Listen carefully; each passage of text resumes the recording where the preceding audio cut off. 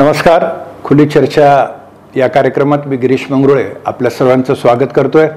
खरं तर आपण पाहतोय की सध्या विधानसभा निवडणुकीचं वातावरण हे चांगलंच तापलेलं दिसतंय. सर्वत्र मोठी विविध मतदारसंघात सर्वत्र मोठ्या अटीतटीच्या लढती पाहावयास मिळत आहेत. स्टार प्रचारक महाविकास आघाडी असेल, महायुतीचे असतील, ते येत आहेत. सर्वत्र जाहीर सभा होत आहेत, आरोप प्रत्यारोप होत आहेत, आश्वासनांची खैरात होताना आपण पाहतोय. आणि एकूणच सगळीकडे एक निवडणुकीचं एक अटीतटीचा माहोल दिसून येतोय. सोलापूर जिल्ह्यात देखील अत्यंत रंगतदार अशा लढती होत आहेत, अटीतटीच्या लढती होत आहेत. आणि या सगळ्यांमध्ये सध्या आता एक चर्चेत आहे तो म्हणजे सोलापूर दक्षिण विधानसभा मतदारसंघ. खरं तर या मतदारसंघात गेल्या काही दिवसात आपण मोठ्या राजकीय घडामोडी बघितल्या आणि राजकीय मोठी स्थित्यंतरं पाहिली. आणि या सगळ्यात हा विधानसभा मतदारसंघ आता मोठ्या प्रमाणात चर्चेत आलेला आहे. आणि अनेक मातब्बर या मतदारसंघातून निवडणुकीला उतरलेले आहेत. अगदी महाविकास आघाडी, महायुती आणि अपक्ष असे सगळेच या मतदारसंघात निवडणुकीत उतरलेले असताना एक नाव एक प्रामुख्यानं ठळकपणे समोर येतं, ते म्हणजे ॲडव्होकेट सोमनाथ वैद्य यांचं. जनता हाच माझा पक्ष हे ब्रीद घेऊन ते मैदानात उतरले आहेत. खरं तर सोमनाथ वैद्य यांचा परिचय करून द्यायचं झाल्यास ते 19 वर्ष प्रशासकीय सेवेत होते. जवळपास 52 अधिवेशनं त्यांनी हाताळलेली आहेत. अनेक आमदारांचे ते PA राहिलेले आहेत. कोणता प्रश्न कशा पद्धतीनं मांडायचा, तो कशा पद्धतीनं हाताळायचा, कोणती फाईल कशा पद्धतीनं पुटअप केलं तर तो प्रश्न सुटू शकतो, हे त्यांचा एक प्रचंड असा दांडगा अनुभव त्यांच्या पाठीशी आहे. आणि खरं तर त्यांना एक सामाजिक सेवेची पहिल्यापासून जिद्द होती, एक आवड होती. समाजसेवेची एक आवड असल्यामुळं समाजसेवा करता करता ते राजकारणाकडे आले. राजकारणात आले म्हणजे अर्थात ते वयाच्या अगदी कमी वयात ते आमदारांचे PA म्हणून काम करायला सुरुवात त्यांनी केली. आणि हे करता करता त्यांनी स्वतःच एक वेगळं असं स्थान निर्माण केलं, एक ठसा उमटवला. आणि एक जिद्द, तळमळ, आवड, समाजसेवेची आवड असल्यामुळं मला लोकांसाठी काहीतरी करायचं आहे. जो अनुभव मी 19 वर्ष प्रशासकीय सेवेत घेतला त्याचा उपयोग मला जनतेसाठी करायचा आहे, म्हणून ते दक्षिण सोलापूर विधानसभा मतदारसंघाच्या या निवडणुकीच्या रणांगणात उतरतात. खरं तर त्यांचं नाव भारतीय जनता पार्टीकडनं सातत्यानं समोर येत होतं. ते इच्छुक देखील होते. बावनकुळे साहेबांना भेटले, फडणवीस साहेबांना भेटले. भारतीय जनता पार्टीच्या हद्दवाडी विभागातील नगरसेवकांनी त्यांचं नाव सुचवलं की वैद्य साहेबांना उमेदवारी देण्यात यावी भारतीय जनता पार्टीकडून. याचं कारण एकच होतं की त्यांचं सामाजिक कार्य, स्वयंशिक्षा फाउंडेशनच्या माध्यमातून त्यांनी खूप मोठं सामाजिक कार्य उभा केलं, खूप मोठं सामाजिक काम केलं. आणि त्यांचा हेतू प्रामाणिक होता, त्यांचं काम प्रामाणिक होतं, त्यांचं एकूणच जनतेप्रती त्यांची तळमळ प्रामाणिक होती आणि आहे देखील. आणि म्हणूनच आज ते जनतेसमोर जात आहेत. जनता माझा पक्ष ते मानून निवडणुकीत उतरत आहेत. तर नेमकं त्यांच्या मनात काय चाललंय, कसा प्रतिसाद त्यांना मिळतोय, दक्षिण सोलापूर विधानसभा मतदारसंघासाठी त्यांचं काय विजन आहे आणि सध्या कसा प्रतिसाद त्यांना मिळतोय आणि निवडून आल्यावर ते काय काय करणार आहेत, या संपूर्ण पार्श्वभूमीवर आज आपण त्यांच्याशी अगदी मनमोकळा संवाद या खुली चर्चा कार्यक्रमात करणार आहोत. वैद्यसाहेब, आपलं खूप खूप स्वागत. धन्यवाद. मी आत्ताच म्हटल्याप्रमाणे आपल्याला एक 19 वर्षाचा अत्यंत मोठा प्रशासकीय असा दांडगा अनुभव आहे. आपलं सामाजिक काम देखील मोठं आहे.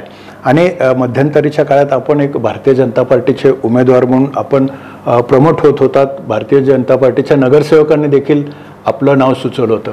काय सांगाल नेमकं? 6 महिन्यापूर्वी मी ज्यावेळेस इथे निवडणुकीची माझी घोषणा केली की मी दक्षिण सोलापूर विधानसभा मतदारसंघातून निवडणूक लढवणार आहे आणि सर्वसामान्याचं राजकारण मला करायचं आहे, गरिबांचे अश्रू पुसायचे आहेत, गरिबांना मदत करायची आहे, ते 24 तास जनतेला उपलब्ध असणारा आमदार म्हणून मला माझं नाव लौकिक करायचं आहे.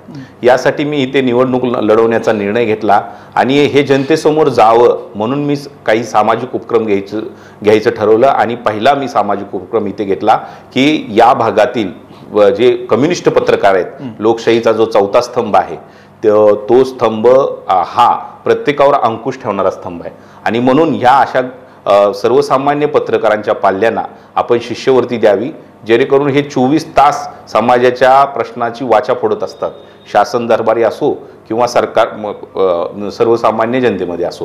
परंतु मी पहिल्यांदा मी साधारणपणे 200 पत्रकारांच्या पाल्यांना आपण शिष्यवृत्ती देऊन त्या व्यासपीठावर आपण सोलापूर जिल्ह्यातले सर्व वृत्तपत्राच्या संपादकांच्या हस्ते आपण पत्रकारांच्या पाल्यांना शिष्यवृत्ती दिली. त्यानंतर आपण बसव ब्रिगेड पुरस्कार घेतला. जगद्गुरू बसवेश्वर महाराज यांच्या प्रेरणेतून आपण लिंगायत समाज व सर्व जातींच्या समाजात ज्यांनी नावलौकिक समाजसेवेतून मिळवलेलं आहे त्यांचा कुठंतरी सन्मान व्हावा यासाठी आपण जुळे सोलापूरमध्ये प्रचंड मोठ्या प्रमाणात आपण बसव ब्रिगेड पुरस्कार घेतला. त्याला प्रचंड समाजातील आणि इतर समाजातील लोकांची साथ मिळाली. त्यानंतर आपण हिंदू रूढी परंपरा ह्या दिवसेदिवस त्याच्यामध्ये वाढ होत जावी आणि पुढच्या पिढीला हिंदू काय आहे, हिंदू धर्म काय आहे, आपल्या परंपरा ह्या किती आपल्या जीवनात महत्त्वाच्या आहेत, त्याच्याने आपली वैचारिक लेवल किती मोठ्या प्रमाणात वाढते हे आणि आपली संस्कृती ही पुढे चालत राहावी यासाठी आपण एक मोठ्या प्रमाणात म्हणजे महाराष्ट्रातली सर्वात मोठी दहीहंडी आपण सोलापूरला ठेवली, मुंबईची जर वगळता, आणि त्या दहीहंडीलाही प्रचंड मोठ्या प्रमाणात प्रतिसाद मिळाला. त्यानंतर आपण गरब्याचं आयोजन केलं. आपण महिलांना एक व्यासपीठ मिळावं आणि महिलांचा स्ट्रेस कमी व्हावा, दररोजच्या संसारातून त्यांना कुठेतरी विरंगुळा यावं म्हणून आपण गरबाचं आयोजन केलं आणि त्यालाही प्रतिसाद मिळाला. परत आपण श्रावण महिन्यामध्ये प्रत्येक मंदिरात जाऊन आपण तिथे महाप्रसादाची व्यवस्था केली. मी स्वतः प्रवचनात बसून प्रवचन ऐकून रात्रीचं मी जेवण तो महाप्रसाद घेऊनच करायचो.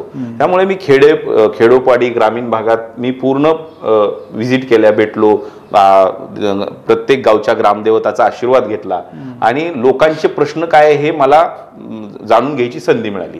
त्यानंतर मी ज्यावेळेस शहरात अनेक माझे विविध उपक्रम माझे सुरू झाले, मी शहरातील मंडळीशी ज्यावेळेस भेटत गेलो, मध्यमवर्गीयांशी, गरीब जे काय अति श्रीमंत लोक ह्यांच्याशी भेटलो, त्यावेळेस त्यांचं म्हणणं होतं की बाबा वैद्य साहेब आपण भाजपाकडून निवडणूक लढा, कारण आम्ही भाजपाच्या पाठीमागे इथं मोठ्या प्रमाणात उभे आहोत.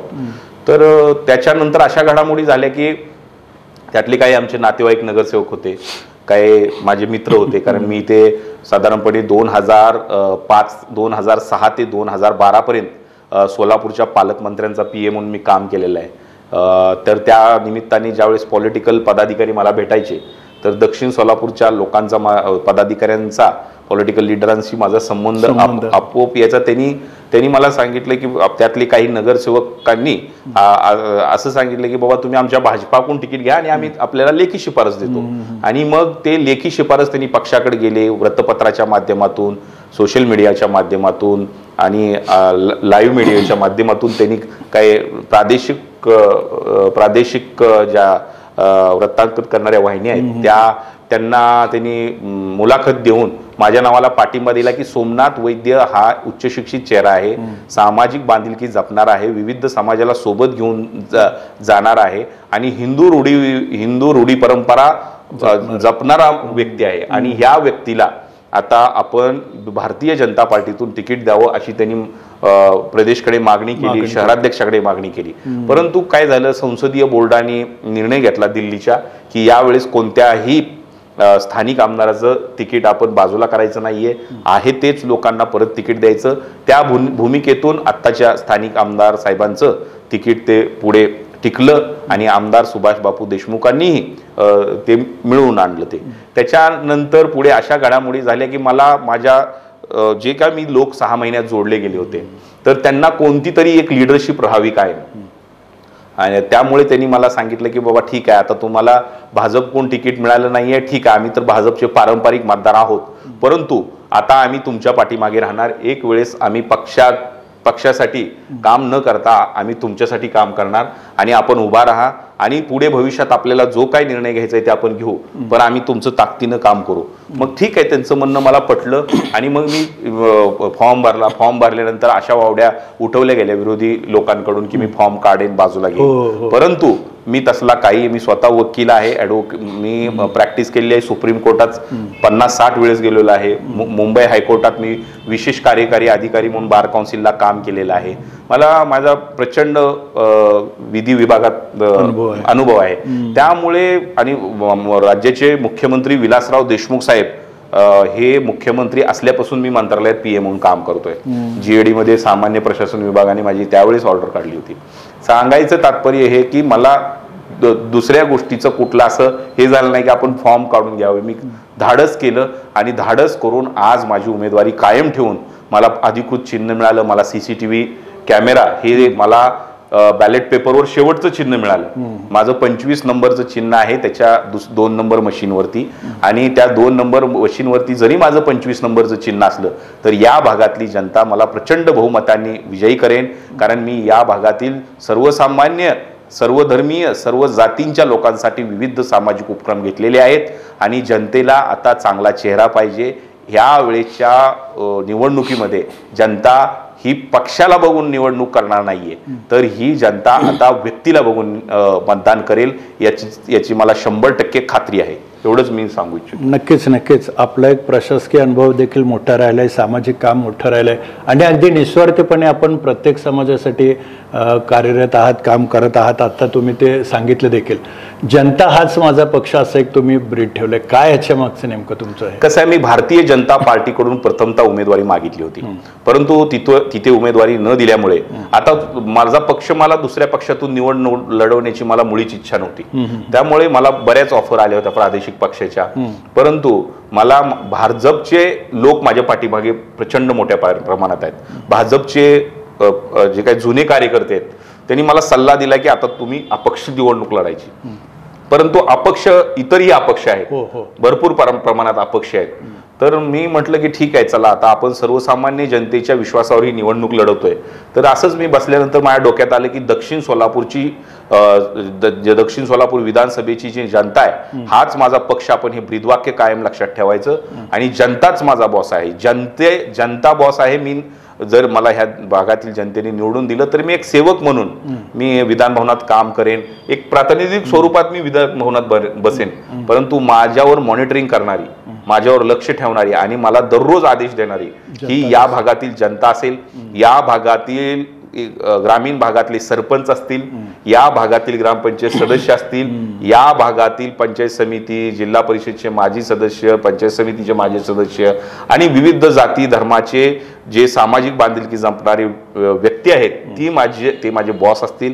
आणि मी सर्वांना विश्वासात घेऊन आणि सर्वांनी सांगितल्यानुसार 24 तास जनतेला सन्मानाची वागणूक देऊन मी या भागात समाजकारण, राजकारण करण्याचा चंग बांधलाय. नक्कीच नक्कीच. साहेब, आणखी एक असं की आपला एक जो अनुभव पाहता आणि एक असा एक विश्वास जनतेतून व्यक्त केला जातोय की खरंच एक प्रामाणिकपणे आणि तळमळीनं हा व्यक्ती आमच्यासाठी धडपडतोय किंवा हा उमेदवार आमच्यासाठी धडपडतोय.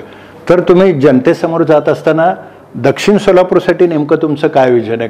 काय काय प्रश्न तुमच्या समोर दक्षिण विधानसभेचे आहेत की जे सुटले पाहिजेत आणि हे जे मला करायचं आहे? हे बघा, हे मोठ्या प्रमाणावर मी पत्रकं दक्षिण सोलापूर विधानसभा मतदारसंघातील प्रत्येक घराघरामध्ये पोहोचवलंय. ह्याच्यामध्ये मी पहिल्या म्हणजे जो उमेदवारी अजून माझी जाहीर झाली नव्हती त्यावेळेस मी हे बरीच पत्रकं म्हणजे मी बॅलेट पेपरवर यायच्या अगोदर हे पत्रकं मी काढली आणि ह्यामध्ये फक्त त्यावेळेस चिन्ह नव्हतं. नंतर मी पुन्हा परत मी छापाई केली. चिन्ह माझं सीसीटीव्ही कॅमेरा हे चिन्ह मला मिळाल्यानंतर परत मी हे पत्रकाची छापाई केली.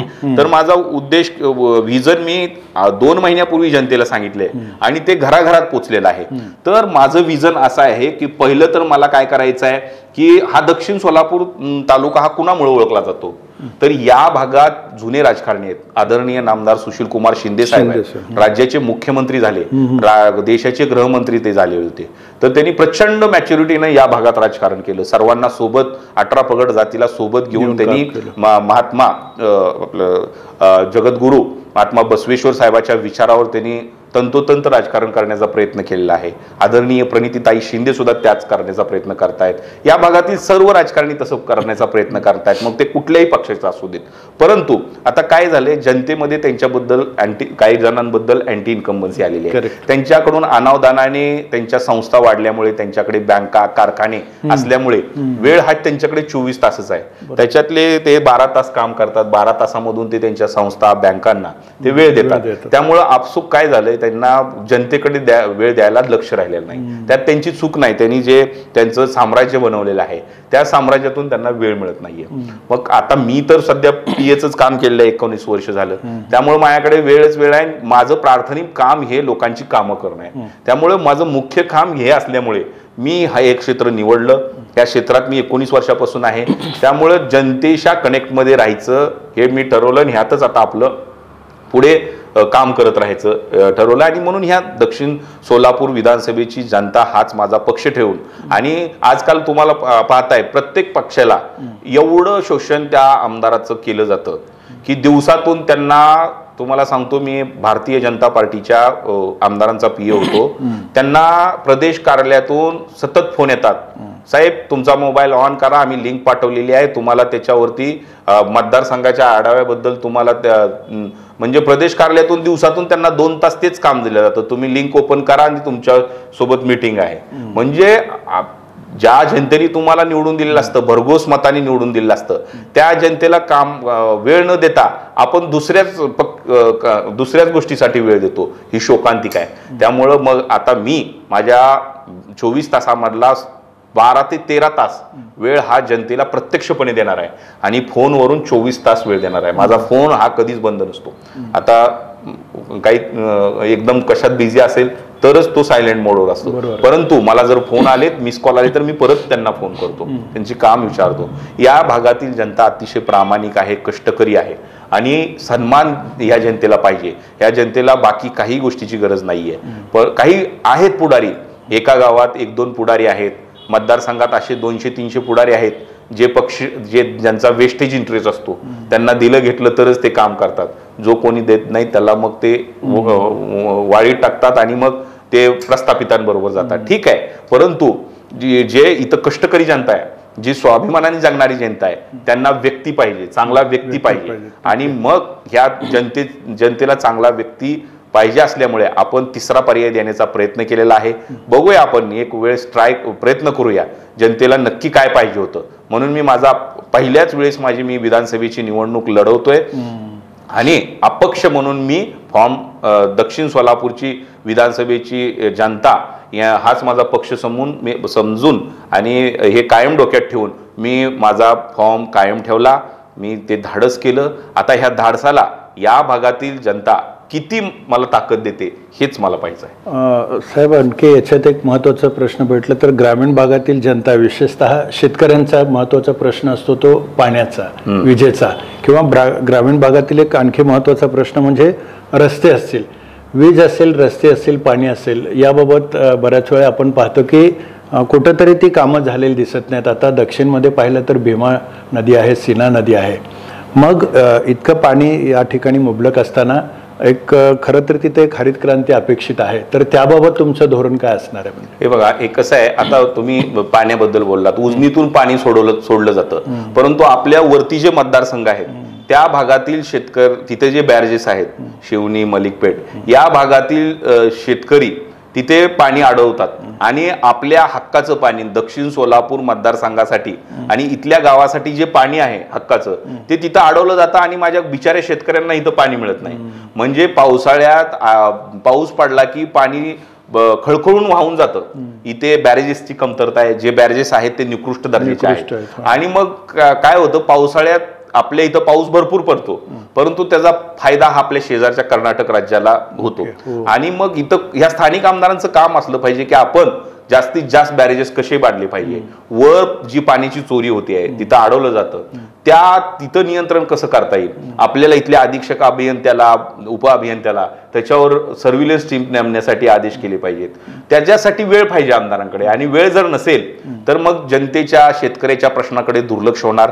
मी तर माझ्या हक्काचं जे माझ्या दक्षिण सोलापूर विधानसभा मतदारसंघातील शेतकऱ्याच्या, गोरगरिबाच्या, तसेच मध्यमवर्गीयांच्या हक्काचं जे जे काय आहे ते मी शासनाकडून आणणार, एवढंच मी सांगतो. मला प्रामुख्यानं तर मला सांगायचं आहे की या भागातले जे ज्येष्ठ नेते होते, साधारणपणे 20 वर्ष आमदार होते, कैलासवासी आनंदराव देवकते साहेब यांनी अत्यंत कम्युनिस्टपणे समाजवादी विचारसरणीने राजकारण केलं.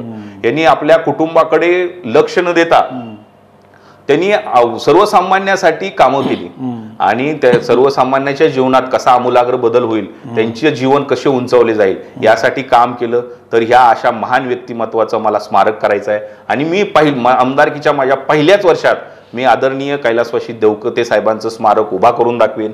तसेच जगद्गुरू महात्मा बसवेश्वरांचं स्मारक करायचं आहे, सेवालाल महाराजांचं स्मारक करायचं आहे. हे संत जे आहेत हे समाजाला दिशा देणारे आहेत. सेवालाल महाराज असू दे किंवा जगद्गुरू महात्मा बसवेश्वर असू देत, यांनी दिशा दिली, यांनी समतेची शिकवण दिली. सर्व धर्मियांना सोबत घेऊन राजकारण्यांनी, जे राज्य करणार आहेत त्यांनी काम केलं पाहिजे.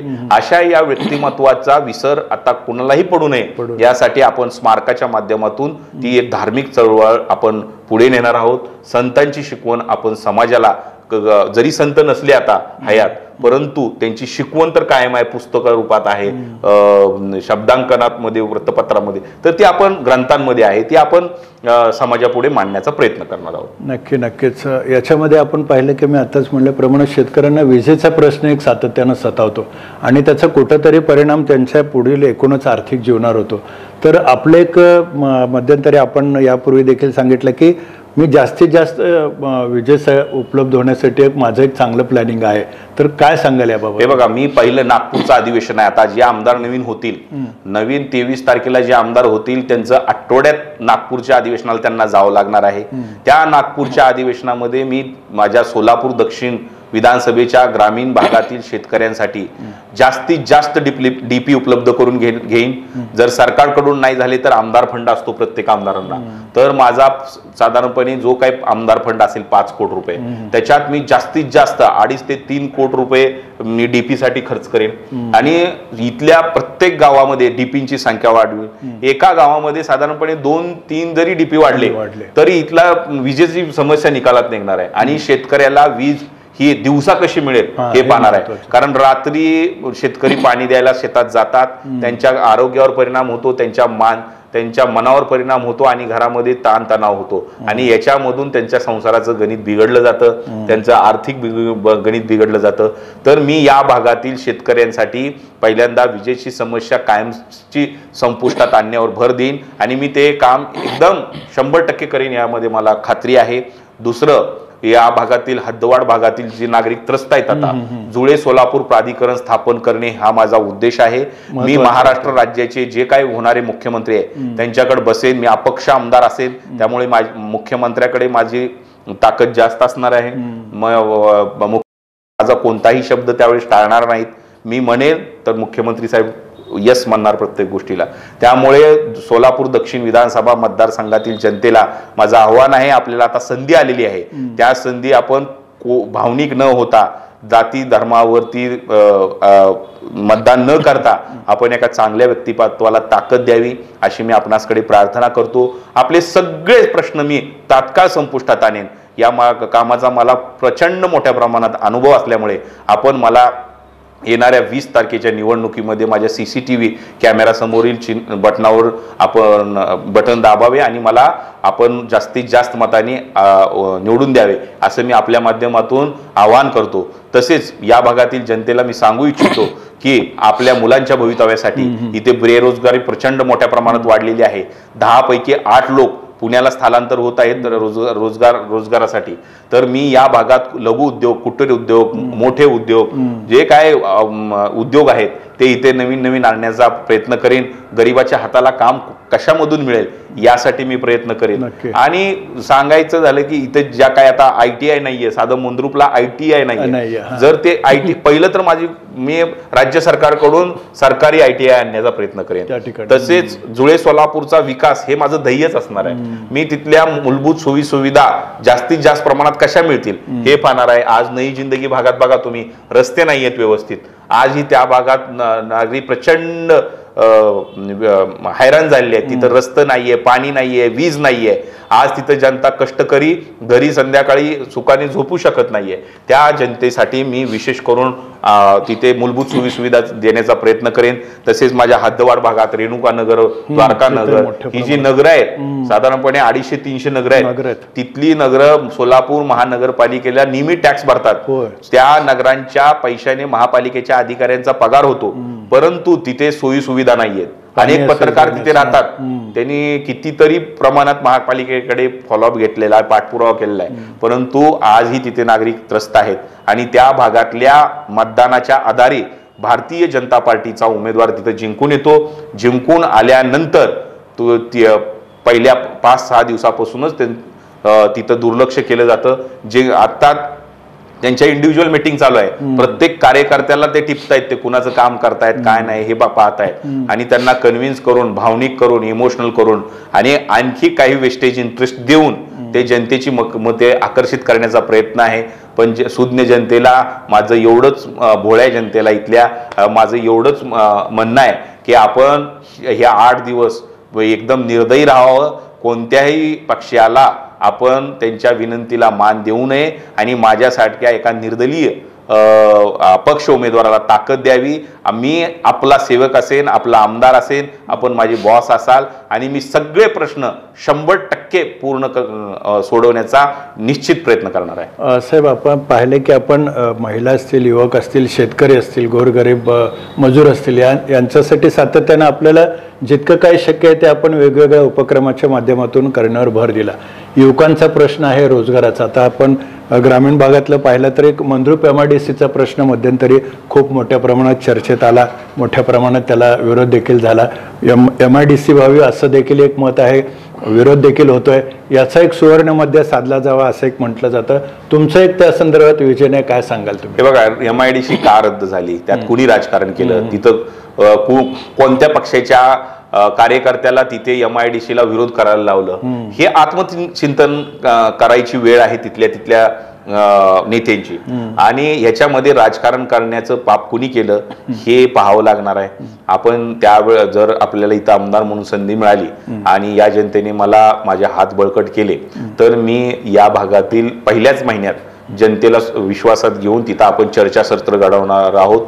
MIDCची आवश्यकता किती, गरज किती, यावर आपण सर्वपक्षीय नेत्यांचं, सर्वपक्षीय जनतेची चर्चासत्र घडवू आणि त्यातून जो मार्ग निघाला त्याच्यावरती आपण निर्णय घेणार. आणि जर MIDC हवे असेल तर राज्याच्या मुख्यमंत्र्याकडून आपण ताबडतोब MIDC मंजूर करून घेणार आणि तिथल्या त्या MIDC मध्ये ज्या काय जमिनी बाधित होणार आहेत त्याच्यासाठी आपण नियमात कसा जास्तीत जास्त मोबदला आपल्या शेतकऱ्यांना मिळेल त्याच्यासाठी प्रयत्न करणार आहे. नक्कीच. आपण आत्ताच म्हटल्याप्रमाणे जुळे सोलापूर प्राधिकरणासाठी आपण प्रयत्न करणार आहात.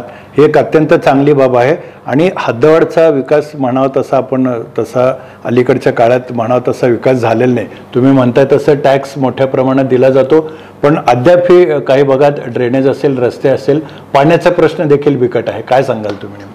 मी हेच मानतो, आपल्याला हे काम जे आहे हे लोकप्रतिनिधीचं काम आहे. आता नगरसेवकांचं तिथे गेल्यानंतर म्हणतात की नगरसेवकांनी हे काम करायचं असतं, पण हे 2.5 वर्ष झालं निवडणुका झालेल्या नाहीयेत. नगरसेवकच आता निराशेमध्ये चाललेले आहेत. त्यांचीच आर्थिक परिस्थिती कोलमांडलेली आहे. आता जे फुल टाइम राजकारण करतात त्यांना आता महापालिकेत त्यांच्या मताला काही किंमत राहिलेली नाहीये.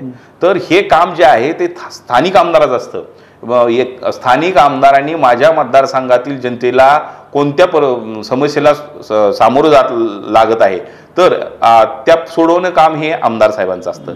तर आमदार म्हणून त्यांनी सोडवला पाहिजे होतं त्या समस्या, परंतु त्यात ते कमी पडलेले दिसून येतात. मी माझ्यासारख्या एका प्रशासकीय अनुभव असलेल्या व्यक्तीला जर ताकद मिळाली तर हे मी प्रश्न 1-2 वर्षाच्या आत सगळे संपूर्ण निकाली काढेन, झटापटा काम करण्याचा प्रयत्न करेन आणि सोलापूर दक्षिण विधानसभा मतदारसंघाचा चेहरा बदलल्याशिवाय राहणार नाही, एवढंच मी सांगतो. विद्यमान आमदार हे मंत्री होते, एक मोठं केंद्रात सत्ता होती, राज्यात सत्ता होती, त्यांना खूप काही करता येऊ शकलं असतं, पण ते करू शकले नाहीत. उलटे द्वेषाचं राजकारण दक्षिण मतदारसंघात झालं असा एक आरोप सातत्यानं होताना दिसत आहे. काय सांगाल तुम्ही? हे बघा कसं आहे, निवडणुकीची गणितं घालण्यासाठी त्यांना कुणाचा विश्वास जिंकावा लागतो, कुणाचा विश्वास तोडावा लागतो आणि मग ते जनतेचा विश्वास तोडावा लागतो आणि नेत्यांचा विश्वास जिंकावा लागतो. आणि मग काय होतं, आज त्यांनी काय केलं, नेत्याच्या विश्वास जिंकण्यावर भर दिलेला आहे, त्यामुळे आपोआप जनतेचा विश्वास त्यांच्याकडून तोडला गेलेला आहे. आणि हा विश्वास तोडलेली जनता आता या येणाऱ्या निवडणुकीमध्ये निश्चितच मोठ्या मोठ्या उमेदवाराचा पराभव करेल आणि एका सुज्ञ, ज्याला प्रशासनाची जाण आहे, जो सगळ्या गोष्टीमध्ये कायदेशीर पद्धतीने मार्ग काढून काम करेल, अशाला ताकद देणार आहे. आणि मला वाटतं की आता मी एक नवीन चेहरा आहे, नुसता नवीन चेहरा नाही तर प्रशासकीय कामाचा अनुभव असलेला चेहरा आहे. यामुळे 100% जनता माझ्या नावाचा विचार करेल आणि 19 तारखेपर्यंत कुणाचं कितीही मोठं वातावरण असू द्या, माझ्या नावाचा उल्लेखही करणार नाहीत, मीडिया मॅनेज करतील, वृत्तपत्र हे करतील, परंतु मला माहिती आहे 20 तारखेला माझ्या शेवटच्या बटनावरती, 2 नंबर मशीनवरच्या शेवटच्या बटनावरती, म्हणजे सीसीटीव्ही कॅमेरावरती बहुसंख्य जनता मतदान करेल. कुणालाही वाटणार नाही की वैद्यला एवढी मतं कशी काय पडली. तर एवढी मी खात्री देतो, कारण मला आता आतमधून ते फील होत आहे. आता ठीक आहे, मीही चुकीचा होऊ शकेन, परंतु मला ज्या काही आता जाणीवा होत आहेत त्याच्यामध्ये मला 100% मी खात्रीने सांगतो की माझा विषय निश्चित आहे. जनतेमध्ये या सगळ्या पुढाऱ्यांबद्दल प्रचंड मोठा रोष आहे. हे करतात एक, बोलतात एक आणि दाखवतात एक. त्यामुळे आता हे जनता ह्या गोष्टीला थारा देणार नाही आणि सर्वसामान्य गरीब जनता हे चित्र बदलणार. ह्यांच्या पदाधिकारी फक्त ह्यांच्या मागे आहेत, जे ह्यांची चमचेगिरी करतात हेच फक्त ह्यांच्या मागे आहेत. प्रत्येक पक्षातील 200-400 लोक आहेत ज्यांच्यावर ह्या बाहुबली नेत्यांच्या सेवा करून त्यांचा संसार चालतो, त्यांचा परपंच चालतो. तेच लोक आहेत आणि ते परसेप्शन तयार करतायत. पण जनता ही जनताच आहे. 3.5 लाख लोकांमधले असे हे परसेप्शन तयार करणारे एक 5,000 लोक आहेत, परंतु 3,45,000 जे काय लोक आहेत ते मतदान करणारे आहेत, ते कुठल्याही पक्षाला बांधील नाहीयेत. ते थोडेफार पक्षाला म्हणजे विचाराला थोडेफार त्यांना आवडत असतील, परंतु यावेळेस त्या विचारापासून ते दूर जाणार आहेत आणि त्यांना दररोज उपलब्ध असणारा आमदार कोण आहे, वेळ देणारा आमदार कोण आहे, याच्या मागे ते 20 तारखेला 100% जातील असं मला वाटतंय. याच्यामध्ये आता पाहिलं तर जवळपास 25 उमेदवार या मतदारसंघात आहेत आणि विशेषतः आता विद्यमान आमदार सुभाष देशमुख यांच्याबरोबरच आता सिद्धेश्वर सहकारी साखर कारखान्याचे मार्गदर्शक संचालक, लिंगायत समाजातील बडे नेते मानले जाणारे धर्मराज काडादी आणि इकडं महाविकास आघाडीचे अमर पाटील, अशा सगळ्यांशी तुमचा सामना आहे. काय सांगाल, कशा पद्धतीने बघताय या लढतीकडे? आदरणीय धर्मराज काडादी साहेब आमचे नेते आहेत, समाजाचे ज्येष्ठ नेते आहेत. त्यांचं काम मोठं आहे. त्यांचे वडील कर्मयोगी आप्पासाहेब काडादी साहेब यांचं बी काम अतिशय मोठं होतं. त्यांनी समाजासाठी खूप काम केलेलं आहे. परंतु आता झालंय काय, लोकांना 24 तास वेळ देणारा व्यक्ती पाहिजे. मी परत तेच सांगतोय. आता साहेबांकडे वेळ किती शिल्लक आहे मला माहिती नाही, पण ठीक आहे, ते पण ताकदीनं जनतेची कामं करतील, कारण त्यांच्या संस्था आहेत, बऱ्याच गोष्टी आहेत त्यात. अमर पाटील साहेब पण युवा चेहरा आहे आमच्या समाजाचा, आमचे पाहुणेच आहेत, ते दोन्ही पाहुणेच आहेत. परंतु हे बघा, जनता कॅल्क्युलेशन करणार आहे. जनता एक 10 बाबीचा विचार करणार आहे. त्या 10 बाबीमध्ये 10 पैकी 10 मार्क कुणाला द्यायचं ह्या जनतेच्या हातात आहे. त्यामुळे आपण पॉलिटिक्स हे रिस्पेक्टफुली केलं पाहिजे. कुणावर टीका करत जास्त बसण्यापेक्षा रिस्पेक्ट, पॉलिटिक्स विथ रिस्पेक्ट ही संकल्पना जनतेसमोर घेऊन जायचं. जनता ज्याला स्वीकारेल त्या नेत्याच्या मागे आपण ताकदीनं उभं राहायचं. हे मी पहिल्यांदाच ठरवलेलं आहे. आपण जनतेपेक्षा हुशार नाहीयेत. आपण एक वेगळ्या विचारानं आपण ही निवडणूक लढवतो. परंतु जनताच्या ज्या 10 पॅरामीटर आहेत त्याच्यामध्ये जो 10 पैकी 10 गुण बसतात त्याला, कोण 5 मध्ये बसेल, कोण 3 मध्ये बसेल, कोण 8 मध्ये बसेल, कोण 10 पैकी 10 मध्ये बसेल, त्याला जनता ताकद देणार आहे आणि जनता त्यांना निवडून आणणार आहे. आतापर्यंत आणि तुम्ही म्हणालात हे मोठे मोठे बाहुबली, लोकशाहीमध्ये बाहुबली कोणीच नसतो. तुम्ही पाहिलंय आज जे मुख्यमंत्री होते ते आमदार आहेत. ज्यांच्या मागे झेड सिक्युरिटी प्लस होती ते आज रस्त्यावर एकटे फिरतायत. लोकशाहीमध्ये कोणी मोठा नसतो, खुर्ची मोठी असते. आणि जनते खुर्चीवर बसणारा व्यक्तीला जनता मोठं करत असते. जनतेने ठरवले तर राजाचा रंक होतो आणि एका उपेक्षित माणसालाही मोठं केलं जातं. वयाच्या 58व्या वर्षी आदरणीय पंतप्रधान मोदी साहेब पहिल्यांदा आमदार झाले, मुख्यमंत्री झाले, पंतप्रधान झाले.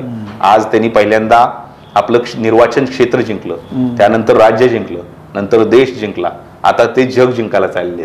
अशा या महान व्यक्तिमत्व कशामुळे मोठं झालं तर हे आदरणीय पंतप्रधान मोदी साहेब हे मोठे ह्याच्यामुळेच झालं की त्यांनी सर्वसामान्य जनतेची सेवा केली. त्यांनी कधीच मनामध्ये डोक्यामध्ये कधीच अहंकार वाढू दिला नाही. त्यामुळं माझा आदर्श हे आदरणीय मोदी साहेब आहेत. या राज्याचे मुख्यमंत्री माजी मुख्यमंत्री देवेंद्र फडणवीस साहेब आहेत. या राज्याचे माजी मुख्यमंत्री ज्यांनी आयुष्यभर समाजवादी विचार जपला आदरणीय शरदचंद्रजी पवार साहेब आहेत. माझे आदर्श या भागातील आमचे सिनियर नेते आदरणीय सुशील कुमार शिंदे आहेत. मी शिंदे साहेबांना एकदा भेटलो होतो. अर्धा तास शिंदे साहेबांनी मला वेळ दिला आणि सांगितलं तुम्ही जे कष्ट करताय ते तुमचं वाया जाणार नाही. आज ना उद्या तुम्हाला फायदा मिळेल ह्या गोष्टीचा सगळ्या. तुमचा जनता नक्की विचार करेल. आदरणीय शिंदे साहेबांचा आशीर्वाद घेऊन मला आत्मविश्वास मिळाला आणि मी इथे राजकारणात आलो. नक्की खरं तर पाहिलं तर आपण आपल्याकडे काही नसताना सुद्धा मला जितकं शक्य आहे मी तेवढं समाजासाठी देण्याचा प्रयत्न करतो. मला करायचं आहे या भावनेतून आपण आजपर्यंत खूप काही काम केलेलं आहे. आणि आता ज्यावेळी आपण मतदारसंघात फिरतोय त्यावेळी एक चांगला प्रतिसाद तुम्हाला दिसतोय. याचा मुख्य पाया हाच की तुम्ही एक निस्वार्थपणे काम केलं. म्हणजे मी आता म्हटल्याप्रमाणे माझ्याकडे 1 रुपया असेल तर मी त्यातला जास्तीत जास्त जनतेसाठी कसं देता येईल मला यासाठी तुम्ही अनेक समाजोपयोगी उपक्रम राबवले, अद्यापही राबवताय आणि अद्यापही जनतेला देताय. आणि म्हणूनच कुठंतरी जाऊन तुम्हाला अत्यंत एक निस्वार्थी माणूस आमच्यासाठी इतका धडपडतोय, ज्याला एक मोठा अनुभव आहे, सामाजिक आहे, प्रशासकीय आहे. तो जर उद्या विधानसभेत गेला तर एक आमचा खरा आवाज म्हणून तो एक चांगल्या पद्धतीने काम करू शकेल असा एक विश्वास साधारण आता तुम्ही फिरताना दिसतोय. काय सांगाल याबाबत? हे बघा आता मला एवढंच सांगायचं आहे की माझी भूमिका ठाम आहे. मी आता जे आमदार होते माझे आमदार महेशदादा लांडगे साहेब त्यांनी मला कुटुंबाप्रमाणे प्रेम दिलं. 10 वर्ष मी त्यांची सेवा केली. त्यांनी मला कधी विचारलं नाही की तुम्ही कुठे आहात काय आहात. मी त्यांच्यासाठी विधान भवन मंत्रालय काम पाहत होतो. त्यांना मी कधीच तिकडच्या कामामध्ये जास्त त्रास होऊ दिला नाही. साधारणपणे मी त्यांच्याकडे काम करत असता साधारणपणे एका अधिवेशनाला मी त्यांच्या 2-2, 3-3 लक्षवेधी लावण्याचा विधान भवनामध्ये प्रयत्न केला. साधारणपणे 10 वर्षात एका वर्षामध्ये 3 अधिवेशन असतात. 9-3-27 म्हणजे 90 एक लक्षवेधी त्यांच्या लागल्या. त्या माध्यमातून आपण पिंपरी चिंचवडचा भोसरी विधानसभा मतदारसंघाचा त्यांनी कायापालट केला. कारण विधानसभामध्ये संसदीय आयुध ही वापरता आली पाहिजे आणि ते आमदारांनी जर योग्य पद्धतीने वापरली आणि त्या माध्यमातून आपल्या दक्षिणचा विकास आपल्याला घडवता येऊ शकतो, मतदारसंघाचा विकास येऊ शकतो. माझी भूमिका क्लिअर आहे. मी जनतेला 3रा पर्याय देण्याचा प्रयत्न केलेला आहे. नवा चेहरा म्हणून मी जनतेसमोर आलेलो आहे. जनतेने या भागातील मला ताकद दिली तर मी आमदार होईन, नाहीतर मी कुठल्या तरी कॅबिनेट मंत्र्याचा PA म्हणून मी परत जॉईन होणार आहे आणि या भागातील जनतेची कामं मी करणार आहे. आता जनतेने ठरवायचं आहे की मला आमदार म्हणून पाठवायचं की परत PA म्हणून तुम्ही तुमचं काम करत राहा आणि आमचीही कामं करा.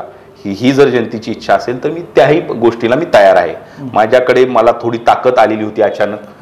काही गोष्टीमधून ते ठीक आहे. आपण प्रत्येकाने 19 वर्ष मी तेच काम करत आलेलो आहे, तर आपल्याला एक वरच्या स्टेप्सवरती आणखी जाऊन आपण ज्या भूमिकासाठी काम करतोय त्या भूमिकेत आपण प्रत्यक्ष स्वतः यायचं, या उद्देशाने मी निवडणूक लढवत आहे. माझी भूमिका स्पष्ट आहे. मी आज बघा, मुंबईवरून मी LED मागवले, 4 LED. जनतेला मी काय काम केलंय हे व्हिडिओद्वारे या निवडणूक काळात दिसावं म्हणून माझ्या आज सोलापूर दक्षिण मध्ये 4 LED फिरत आहेत. तसेच 13 रिक्षेच्या माध्यमातून आपण ऑडिओ व्हिडिओच्या माध्यमातून आपण इथे जनतेला प्रबोधन करत आहे. कारण जोपर्यंत आपण जनतेपर्यंत पोहोचणार नाही, आपलं CCTV कॅमेरा चिन्ह पोहोचणार नाही, तोपर्यंत जनतेलाही आपल्या मागे राहण्यासाठी मर्यादा येतील. म्हणून आपण ताकदीने इथे हायटेक प्रचार सुरू केलेला आहे. तसेच आपण स्वतः माझ्या जरी कॉर्नर सभा मी जास्त घेत नसलो तरी पदयात्रेच्या माध्यमातून 1 to 1 माध्यमातून मी प्रचार करत आहे. वेळ कमी असल्यामुळे मी सर्व गावात पोहोचू शकत नाही. पहिल्यांदा मी पहिली फेरी पूर्ण केली आहे. पण माझं एवढंच आव्हान आहे की आता तुमच्याकडे बाहुबली लोक येतील, मोठे मोठे लोक येतील आणि आपल्याला हात जोडतील, आपल्याला गोड बोलतील, आपल्याकडे हसून बोलतील, आपल्या खांद्यावर हात ठेवतील.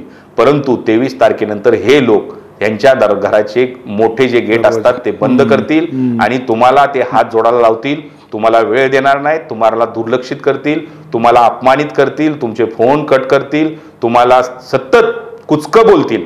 मी तसा बोलणारा व्यक्ती नाहीये. मी तुमच्याशी बांधील राहणारा व्यक्ती आहे. मी तुमची सेवा करणारा व्यक्ती आहे. तुम्ही मला आमदार म्हणून संधी दिलेली आहे. एका लहान माणसाला आपण संधी दिलेली आहे, त्यामुळे एकदा लहान माणसाला आपण संधी देऊन बघा. मी या दक्षिण सोलापूर विधानसभेचा चेहरा मोहरा बदलणार आणि एक जिल्ह्यातला एक आदर्श आमदार आणि एक कार्यक्षम आमदार काय असेल हे मी या जनतेला दाखवणार आहे.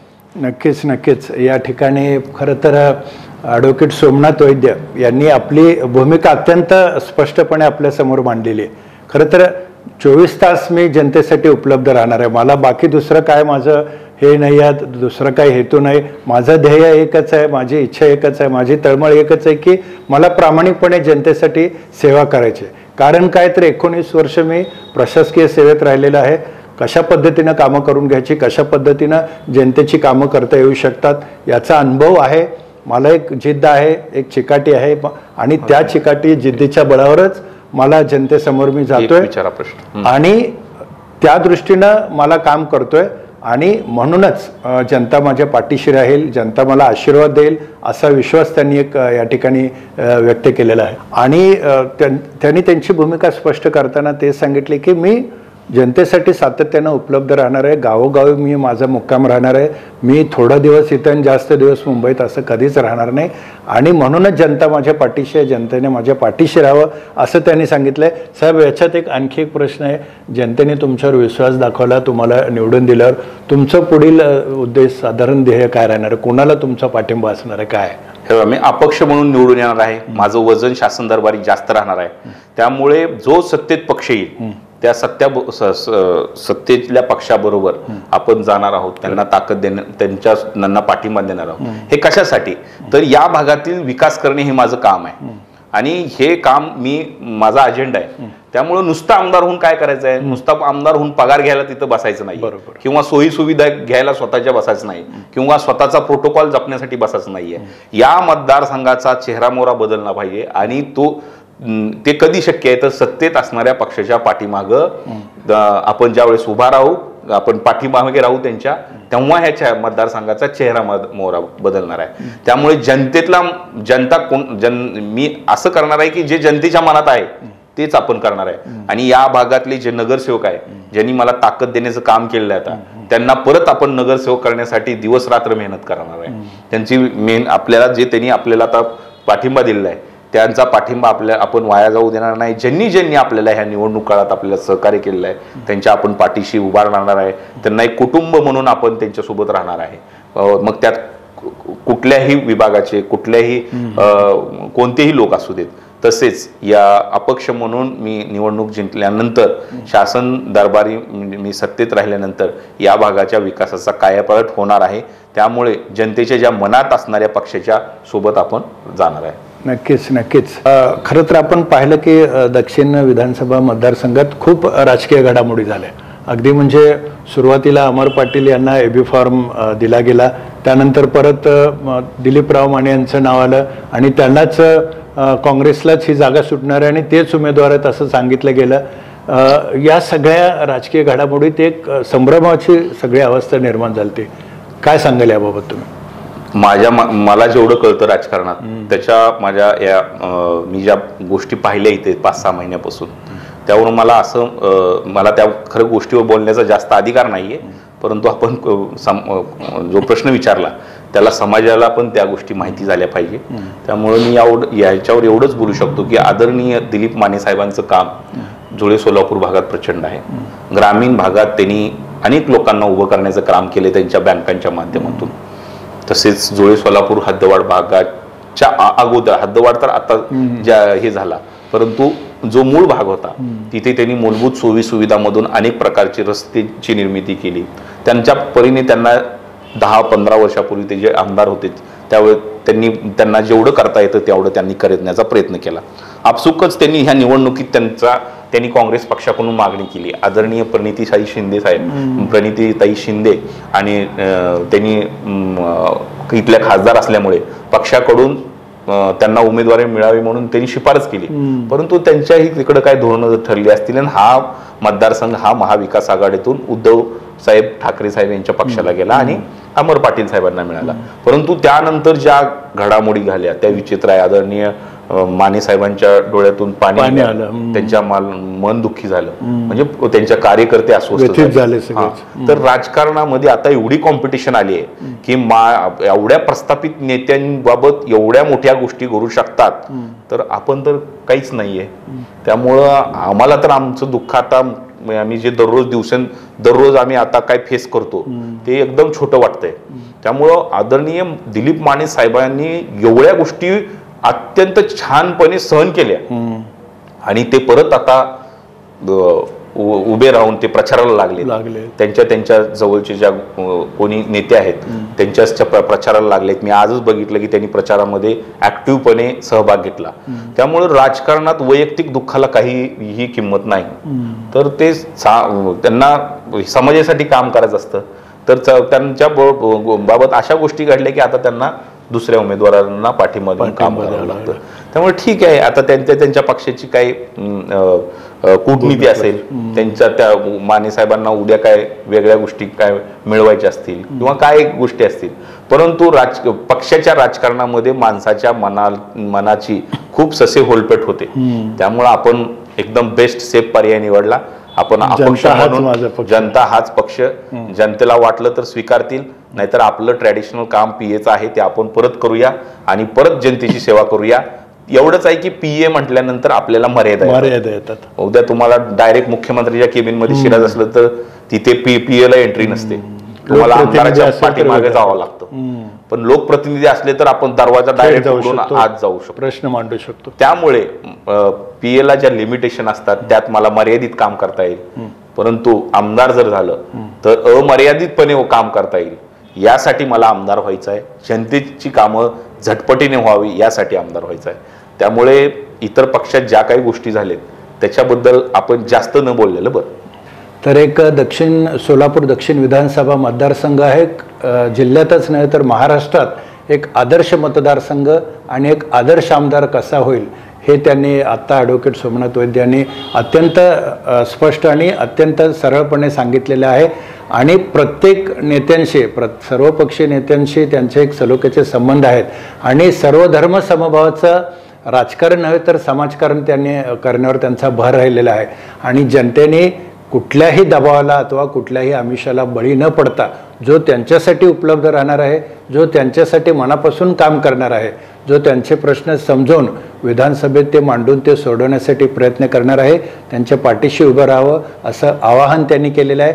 आणि त्यांनी असा विश्वास आणि व्यक्त केलेला आहे की जनता माझ्या पाठीशी राहील, जनता मला आशीर्वाद देईल आणि निश्चितच तुमच्या या सगळ्या वाटचालीत जनता तुम्हाला साथ देईल अशी आशा या ठिकाणी व्यक्त करतो आणि तशा प्रकारच्या शुभेच्छा देखील तुम्हाला व्यक्त करतो। आणि आपण खरं तर कमी वेळ आहे, खूप आपल्याला फिरायचं आहे, अशा व्यस्त पत्रकात देखील आपण या ठिकाणी आलात, आमच्या कार्यक्रमात सहभागी झालात, त्याबद्दल आपलं मनापासून आभार मानतो। धन्यवाद।